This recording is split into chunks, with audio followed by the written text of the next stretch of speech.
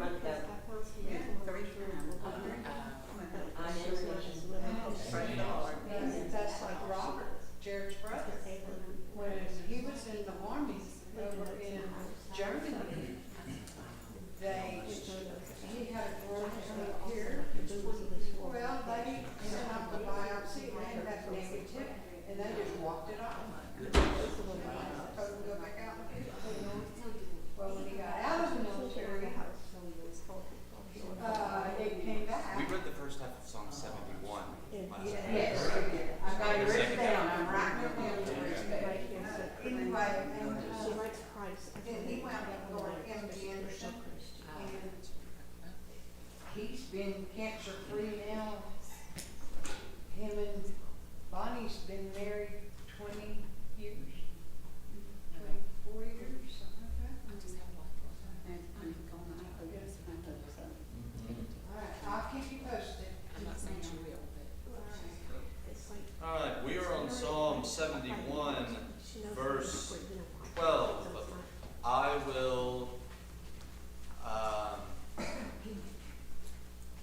will not be here next week. So we will finish up Psalm 71, which is perfect. Save Psalm 72 for 2 weeks when I return. Psalm 71 and verse 12. O God, do not be far from me. O my God, make haste to help me. Let my accusers be put to shame and consumed. Let those who seek to hurt me be covered with scorn and disgrace. But I will hope continually, and I will praise you yet more and more. My mouth will tell of your righteous acts, of your deeds of salvation all day long, though their number is past my knowledge. I will come praising the mighty deeds of the Lord God. I will praise your righteousness, yours alone. O God, from my youth you have taught me, and I still proclaim your wondrous deeds.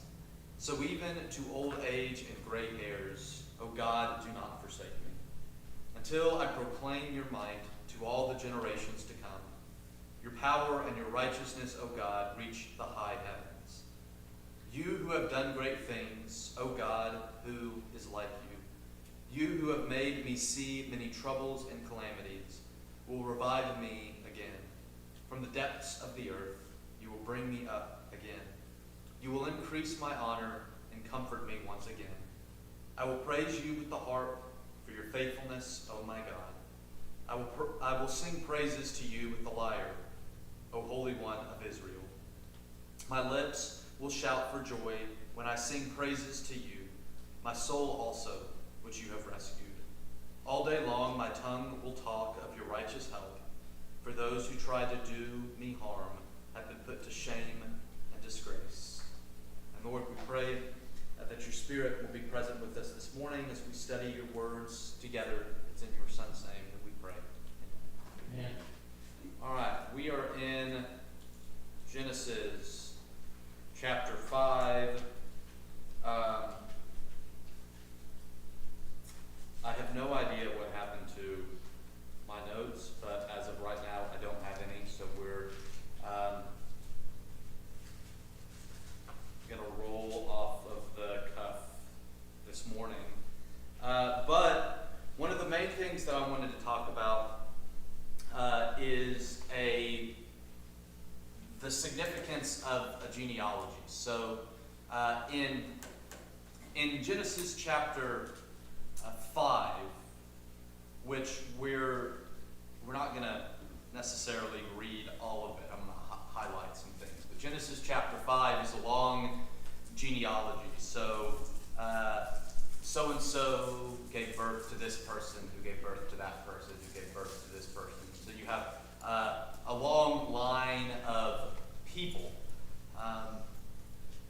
Before we get started, I want to first talk about the way genealogies work, because we see them all over the place. They're common in the Old Testament.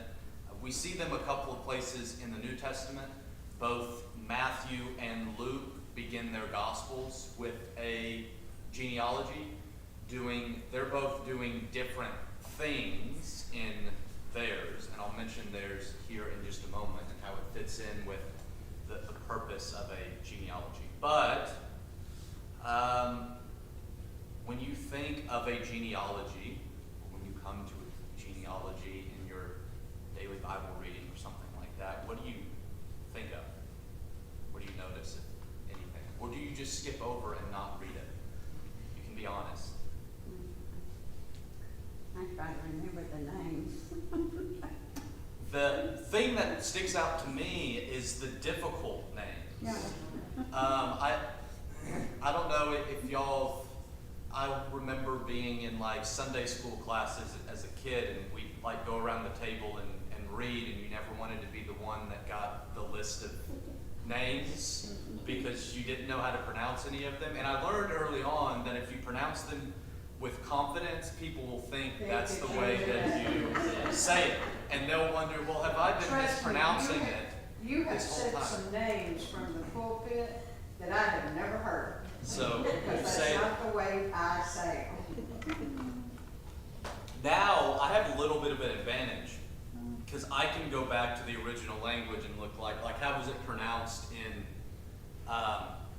Hebrew or Greek. So I do have a little bit of an advantage. With that being said, I was after the main names, you know, like the main characters, I look at their names and like their kids, but everybody else, I look at it, you're not important to the story. so you hit normally in a genealogy you hit some major characters, and then you have these people in between that are only mentioned maybe in a genealogy. That's all that you hear. I was going to say for pronunciation reasons, not that you have to do this, but hard vowel and consonant sounds like a J, don't exist in Hebrew. So if you see a J, it's probably a Y, and it's a soft yeah. It's not, the idea of harsh pronunciation doesn't exist in Hebrew, and it's lost sometimes in translation. So there you go. Anyway, anything else that you think of or notice or pick up on when you hit a genealogy? I'm just thinking about family tree, you know, it starts with one person and it just keeps going down, but didn't they only look at the father's side? Like, Typically. they didn't look at the mother, like if, you know, they didn't go mom Typically, and dad yeah. and then drill down, they just went down Yeah. dad's side. So, a couple of things to know about the way genealogies work in the Bible, and this will help you if you come across them to gauge what's going on. One of the primary ways they work is simply as a way to move us from one story or one scene or one family to another. I've heard it described, it's kind of like when you turn on a TV show and at the beginning you get the previously on, and it goes and it kind of runs through what's previously happened, so you're caught up with what's about to happen. So that's one of the primary functions in the text of a genealogy. So for example, here in Genesis chapter 5. In chapter 4, we have the story of Adam and Eve's family. Adam and Eve have a Cain and Abel, and like I said, when you start reading Cain and Abel's story, if you don't know what happens, it begins in a way where you're left with a little bit of hope. Maybe life outside of the garden won't be terrible. Adam and Eve are being fruitful and multiplying like they're supposed to. Cain and Abel offer sacrifices, so they're worshiping God. Things seem hopeful, and then it goes downhill, right? When Cain kills his brother and then is banished to wander the earth. But then Genesis 4 concludes again with the idea of hope, because we're told that Adam and Eve have another son. And so it's almost, the birth of Seth is kind of like a restart. It's almost like, okay, let's restart Genesis chapter 4 again and see if maybe things play out a little bit better than they did with Adam and Eve's first two sons. And so the end of Genesis chapter 4 ends with a little bit of hope. But we're with the story of Adam and Eve. When you get to Genesis chapter 6, we begin the story of Noah. And so the function of the genealogy is, how do we get from Adam and Eve to Noah? Like, that's the next big story that we need to be told. How do we get from here to here? And the genealogy fills in the gaps. How do we get from here to here? There's a brief genealogy at the end of Ruth, and it kind of functions a similar way. Ruth gets us to David, the king that was later on, at least in Israelite and Jewish thought, the great king, the greatest king they've ever had. Well, Ruth gets us to David. And again, you think of just the way that our Bibles are set up, which is different than the way a Jewish Bible is set up. But you just think of the way our Jewish Bible is set up. You've got Judges, and then during the period of Judges, you have the story of Ruth.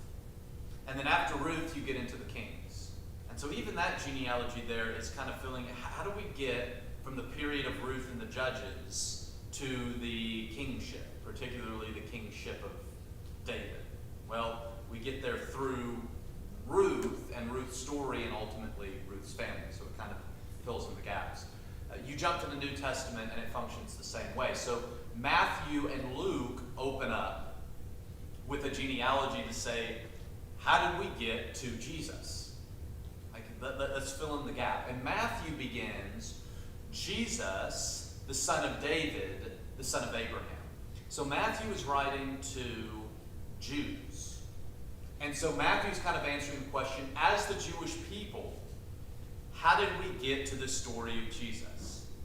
And for Matthew, the story of the Jewish people begins with the call of Abraham. So that's where he starts. Abraham, and then we move to David, and then we get to Jesus. And that's kind of Matthew saying, all right, here's how we got here. Matthew's doing some other things, and I'll get to that in a minute. But here's how we got here.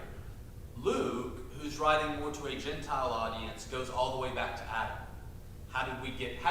So Luke is almost asking, how did we as a human race get here to this story of Jesus? And so he goes all the way back to Adam and starts working his way through. Something else that's notable is most genealogies do not include every single person.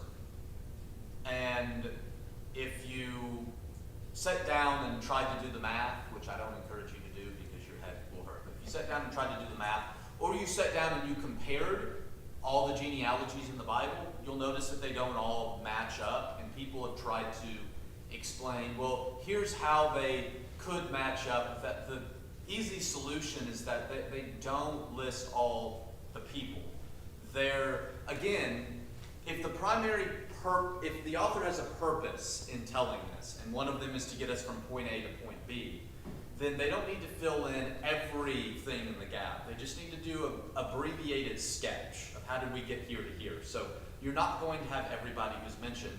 The people that are mentioned are typically always males, because the family and the family name and the family bloodline is passed on through the males. And so when you're trying to show how a bloodline gets from point A to point B, the men become the most important, because in their ancient mind, that's how the family name and the family bloodline was passed on. So that moves to something else that Matthew and Luke are trying to do, but particularly Matthew. Matthew begins, Jesus, the son of David, the son of Abraham, because Matthew, writing to a Jewish audience and emphasizing the kingdom of the heavens, is presenting Jesus as a new David. He's also presenting Jesus as a new Moses. But a part of what he's doing, Jesus is a new David. That is, Jesus is the Messiah. He's the anointed one, like David was anointed. He is the king, like David was king. Jesus is the king over God's kingdom, like David was the king over God's kingdom. But Jesus is bringing about a new kingdom. So for Jesus to be the Messiah, the descendant of David, is kind of important, that he comes from this family line. And that's why it's predominantly males. But that also brings up the other very interesting thing in the Gospel of Matthew is the only genealogy that points out particular women in the storyline of Jesus. We get women like Bathsheba, though her specific name is not mentioned. She's just the wife of Uriah the Hittite, which is also an interesting. I'm going to try not to get into Matthew too much, but we get people like Bathsheba and Rahab and Ruth. And what's interesting is, first off, that several of the women in the genealogy of Jesus have a questionable history, like Rahab, for example. But Matthew, I think, is trying to show us how the faithfulness of these women that can sometimes be forgotten is what gets us to Jesus. Without these women, you don't ever get Jesus. And so he includes them in his genealogy. But typically, we're talking about just men, but not all of the men. The other thing, we get these numbers for years, right? So-and-so lived until they were this many years old, and then they died, and then they had this son, and their son lived to be this many years old, and then he died, and then but before he died, he had this son, and this son lived to be so many years, and on and on and on and on. Something else to understand about these numbers and their ages is you have to take them with a little bit of a grain of salt. And I'm not saying that because, particularly in the Old Testament, we've got numbers of people living very, very long. But I'm saying that because there are certain examples that are pretty obvious that the numbers are symbolic. They're not trying to give an actual number of years. And here's one way we know that. When you compare 3 different versions that we have today of the Old Testament and a genealogy, if you just did it with Genesis 5. So you have the version that's in our English Bibles, which is from the Masoretic text. I've mentioned this before. The Masoretes were a group of Jews that lived around the turn of the century to the first few centuries A.D. And they were known for keeping very, very detailed and accurate copies of the Old Testament. And it's believed that they kept the most accurate copies of the Old Testament. So our English translation is based 100% off of the copies kept by this group of Jews called the Masoretes. But the Masoretic text is not the only one that we have access to. So we also have examples of the Septuagint, which was the Greek translation of the Hebrew Old Testament. So the Old Testament was originally written in Hebrew. But if you remember what happens while Israel is in captivity, is you get Jews that live all over the world other than in Palestine, other than in the Promised Land. And since you have Jews living throughout the world who are engaging in philosophical debates, or they're engaging in trade, or whatever it is that they're doing, after Alexander the Great conquers the world, the primary language of the empire, even through the Romans, is Greek. And so to do some of those things, to engage in debate or to engage in trade, you would have to be able to understand Greek. Well, the problem is once that happens for a period of time, you now have Jews that don't know Hebrew. All they speak is Greek. But they want to read their Old Testament. And so it gets translated into Greek. That would have been the Bible of Paul, for example. So when Paul, a Greek-speaking Jew, is writing his letters in Greek and quoting the Bible in Greek, he's quoting the Septuagint, the Greek translation of the Hebrew Old Testament. We also have some Targums. A Targum is an Aramaic paraphrase. So here's something else about the history of the Jewish people. Eventually, the Jewish people who began by speaking Hebrew, eventually they come to speak Aramaic, which is similar to Hebrew, but not the same language. By the time you get to the first century, in the time of Jesus, your average Jew, who was not like a Jewish scholar, so a Pharisee, a Sadducee, a teacher of the law, lawyer, something like that. So your average Jew did not speak Hebrew. and might not have even spoken Greek. They would have spoke Aramaic. And the only ones who knew Hebrew were the kind of educated Jewish elite.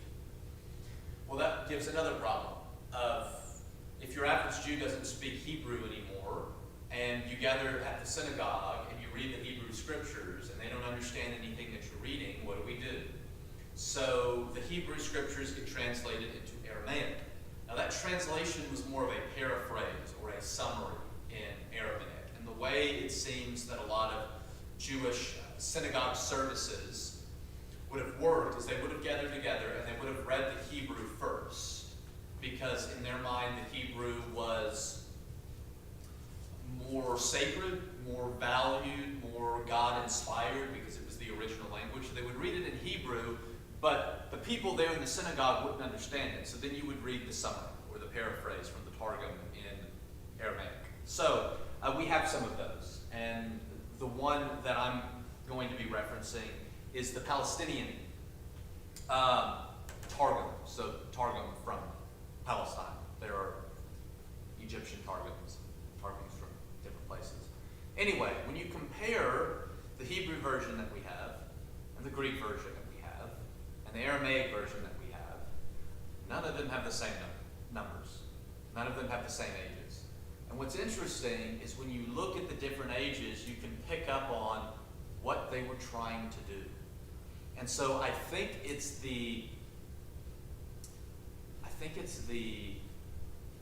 Targum that has the ages so that you get I don't remember what it is, but so that you get a specific number of years between Adam and Noah, and then between Noah and the Exodus, and between the Exodus and I want to say maybe it's the Maccabean kingdom or something like that. Like they wanted a certain number of years, and so you get numbers that, or ages that give you that perfect number of years because it's symbolic for them.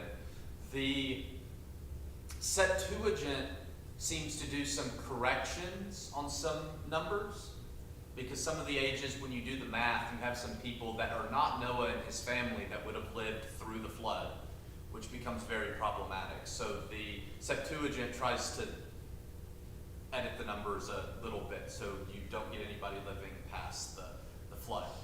Anyway, these ages are trying to do something. So let me give you an example. Here in chapter 5, verse 21. When Enoch had lived 65 years, he became the father of Methuselah. Enoch walked with God after the birth of Methuselah 300 years and had other sons and daughters. Thus all the days of Enoch were 365 years. Enoch walked with God, then he was no more because God took him. Okay, so if you read through chapter 5, Enoch's one of the people that stands out. So everyone in chapter 5, with the exception of two people, Enoch and Lamech, everyone else lived right around 900 years.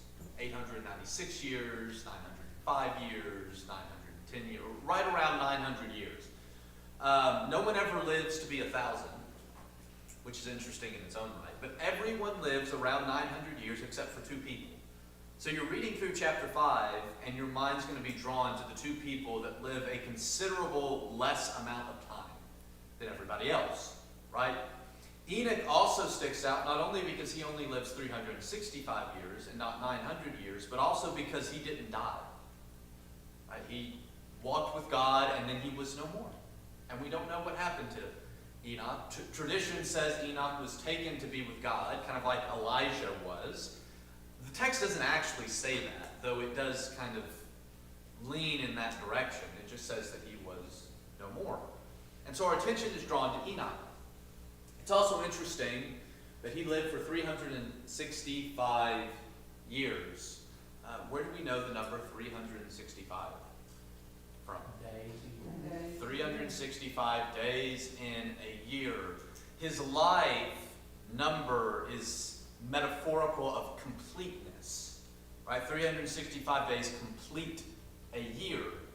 Enoch, living 365 years, walking with God and then being no more, his life, his story is complete.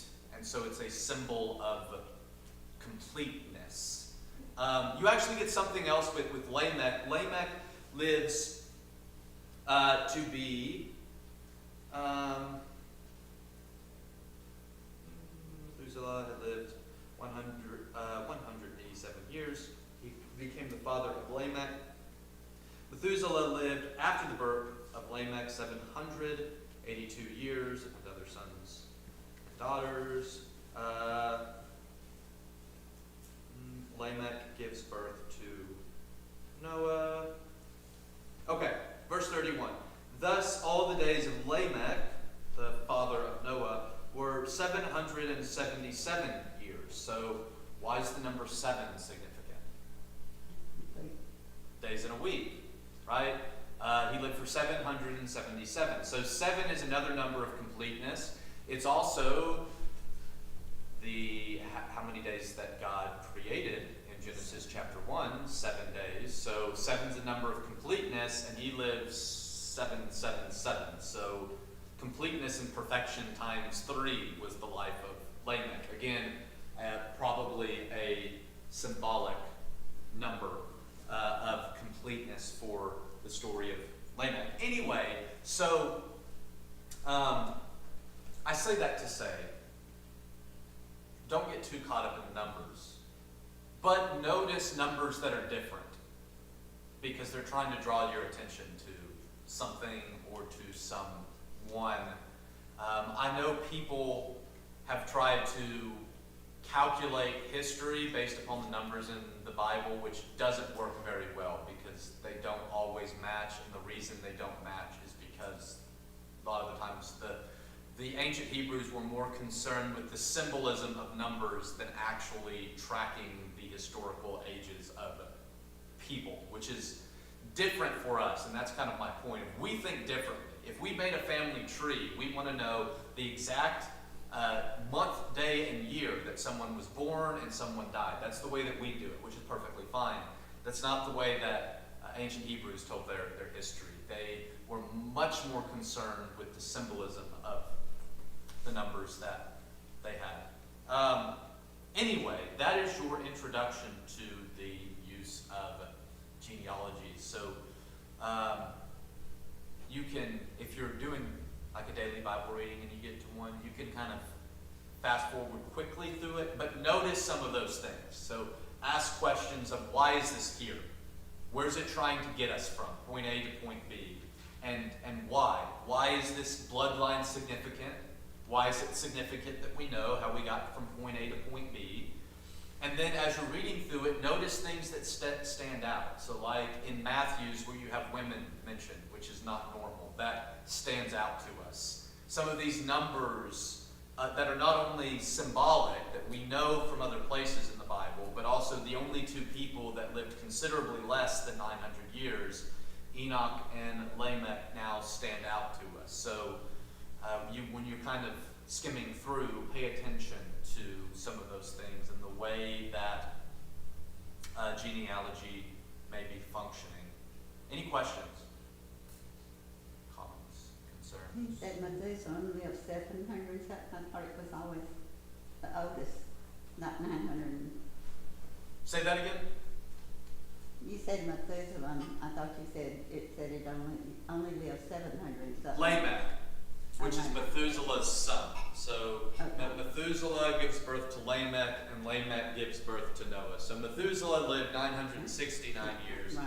Lamech 777 years. Okay. And off of the top of my head, I don't remember how long Noah lived, but then Noah lived for a very, very long time. Okay, 800. But it says here he was 500 years old and he had 3 sons. So All I gotta say is he's crazy. But their DNA was almost perfect too. That's the reason they lived so long, because they didn't have all the issues that we have in our modern, DNA.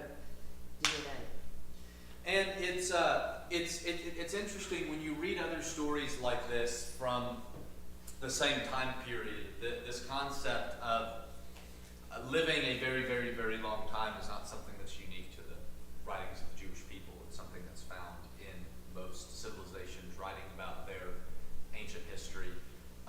Okay, I've got a few more minutes. I want to highlight a couple more things about how Genesis 5 is functioning to get us from Genesis chapter 4 into Genesis chapter 6. So, like I said, Genesis chapter 4 opens up with a little bit of hope that maybe life won't be absolutely horrible outside of the garden. And then you get the story of Cain and Abel. Life is pretty horrible.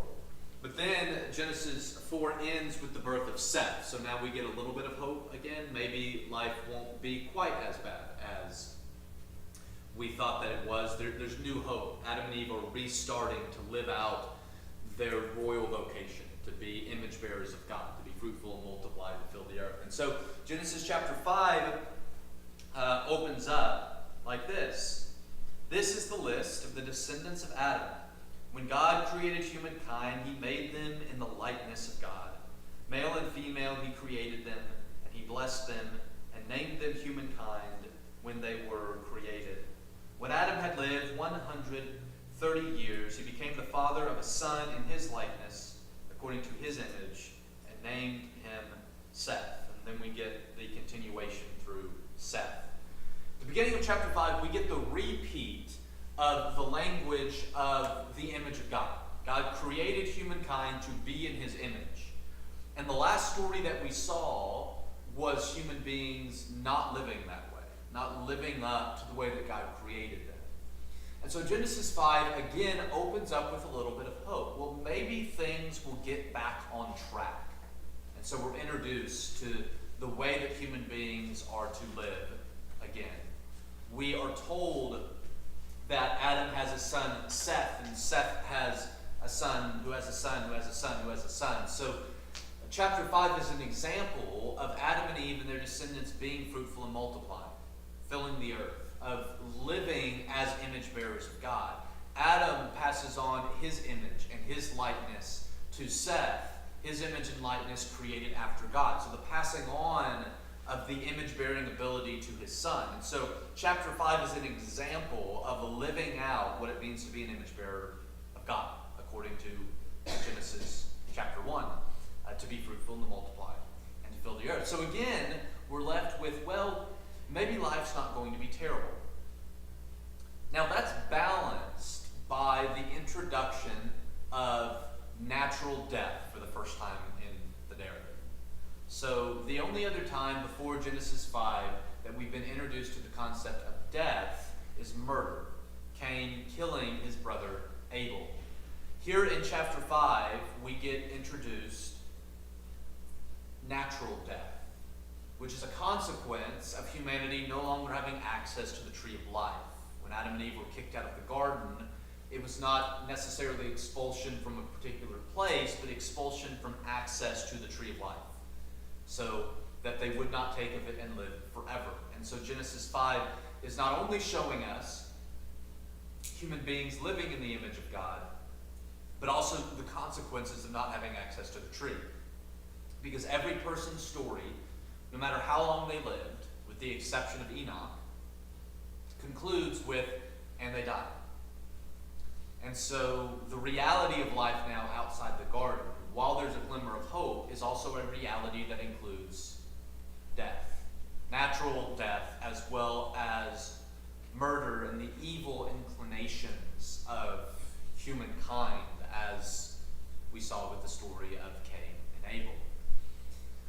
But when we get into chapter 6, which we will here in a couple weeks, any hope that we have is completely crushed. Because chapter 6 opens up with the world has become so evil that God regrets ever creating humanity and has to do something about it, and ends up flooding the earth and saving the only good person that he can find, which is Noah. And just to foreshadow a little bit, Noah and his family survived the flood, and God begins again with them. So we get a repeat with Noah of the covenant, the promises that God makes back in the creation. So You were created in the image of God. Adam and Eve were, and they failed. They ate of the tree. And then their son kills their other son. Okay, so now we have a third son. We're starting over again. You're created in the image of God. Maybe life will be better, but in actuality, life gets so bad that God has to flood the earth. God saves Noah. Noah and his family walk off the boat. You've been created in the image of God. God's starting over. Maybe life will be better. And then you have the whole issue of Noah and getting drunk and naked in his tent. And then the whole thing with his sons. And our hopes are dashed again. And so one of the cycles that we see repeated in Genesis is we continually are meant to get our hopes up of maybe life will be better this time. Maybe it won't be so bad outside the garden. Maybe it will be better with Seth. Maybe it will be better with Noah.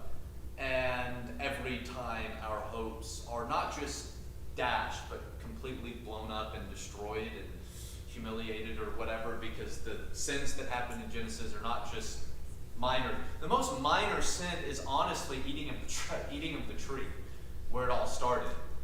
Everything else goes way downhill from there. You get murder.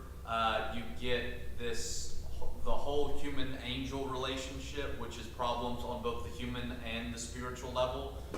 You get some form of incest and abuse with Noah, and it's like, you come up with some of the worst sins that you could come up with, and that's what happens in starting in Genesis 4 all the way through, and it just kind of dashes our hopes of life being any different. And then that leads us into, we're not going to get into the story of Abraham in our study of Genesis. We'll come back and talk about Abraham at some point, but that all leads us into the call of Abraham, where God decides to do something once and for all decisively to stop the perpetuation of the evil that is present in the first 11 chapters. Now, the problem becomes Israel is supposed to be different. So the rest of the world lives like Genesis 4 through 11.